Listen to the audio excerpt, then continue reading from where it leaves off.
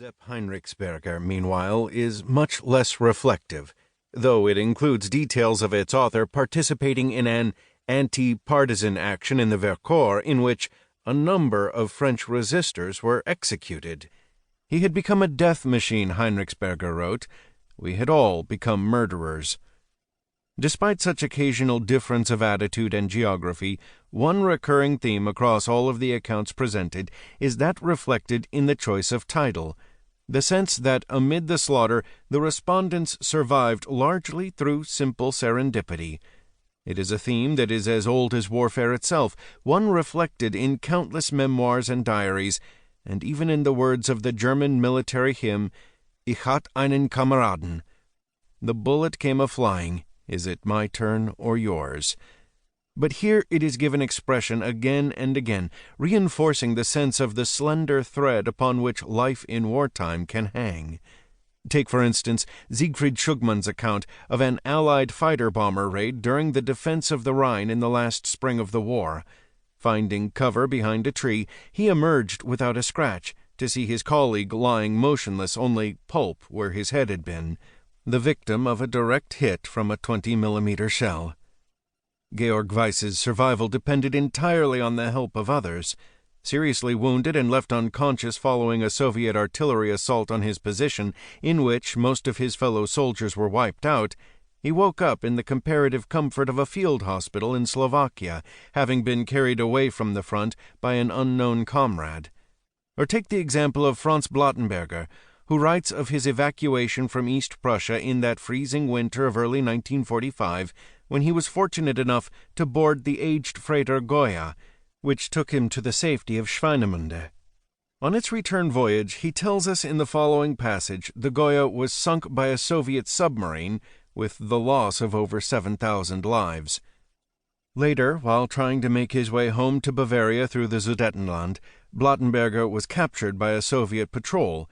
Yet, when a different Red Army commander might have sent the fugitive soldier to the rear to be processed as a POW, to disappear into the frozen wastes of the Gulag, this one merely waved him away, saying, "War finished.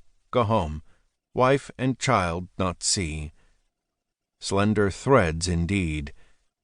There are many emotions that are spurred by the accounts presented here.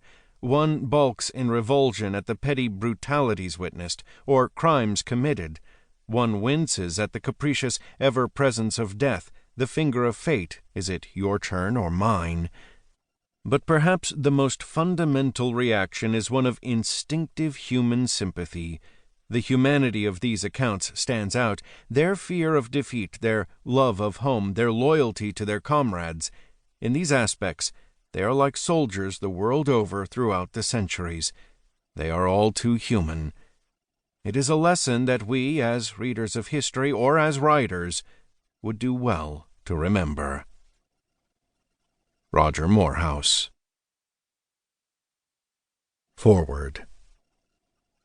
It was my friend Gunnar Schupelius, chief columnist of the Berlin newspaper BZ, who suggested I should consider publishing a book to mark the 80th anniversary of the outbreak of the Second World War. I decided to seek out the last surviving Bavarian participants of the war, now in their 90s, and provide them with an opportunity to tell their story for possible inclusion in a book. I mentioned my idea to the burgomaster of Flinsbach, Stefan Lederwasser, and to the deputy burgomaster of Rosenheim, Anton Heindl. They were immediately enthusiastic and promised to help. This assistance came in the form of addresses of former Wehrmacht personnel prepared to talk of their experiences. Now began an unforgettable series of long conversations, in small kitchens and old people's homes, in living rooms, at dining tables. Many interviewees cried during the telling, overcome by the memory of those events which had deeply scarred them. I simply listened attentively, with only the occasional question for clarification. The youngest interviewee was 90, the oldest 106, and all had an astonishing mental clarity and were able to recall most details of those terrible times in great detail. Yes, most of them for the first time in their lives wanted to speak out, speak of the years of their youth wasted in a senseless war. Some had remained silent until now, perhaps